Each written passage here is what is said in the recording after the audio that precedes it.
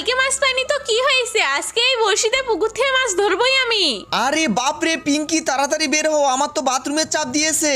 পাগল ছেলে, বাথরুমের দরজা লাগাওনি, এখানে কিভাবে বাথরুম করবে? ঠিকই তো বলেছো। আচ্ছা দাঁড়াও, তাহলে আমি এক্ষুনি দরজাটা বানিয়ে আনতেছি। বাথরুমের চাপ দিয়েছে, তাড়াতাড়ি শেষ করতে হবে, না হলে তো প্যান্ট মেখে যাবে।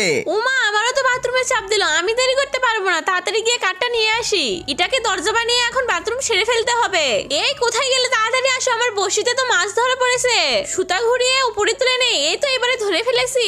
দূর, এইটুকু মাছ? দাঁড়াও, এরপরে আমি অনেক বড় মাছ ধরবো। মাছ ধরা দেখে আমার কোনো কাজ নেই, তাড়াতাড়ি দরজাটা বানাতে হবে, এদিকে তো বাথরুমের চাপ বেড়েই যাচ্ছে। এই পিঙ্কি দেখো, দরজা এনেছি আমি, এবারে ভালো মতো লাগিয়ে দিতে হবে। দূর, তোমার দরজা রাখা তো, এই দেখো আমার বড়শিতে কত বড় মাছ ধরা পড়েছে। আচ্ছা, আমি তাহলে নিচে থেকে নেট দিয়ে মাছটাকে ধরে ফেলতেছি। এই নাও, ধরো ঋতু তোমার মাছ। আরে বাপরে, এটা তো অনেক ভারী। তাড়াতাড়ি এখন মাছটাকে ধুয়ে পরিষ্কার করে রান্না করতে হবে।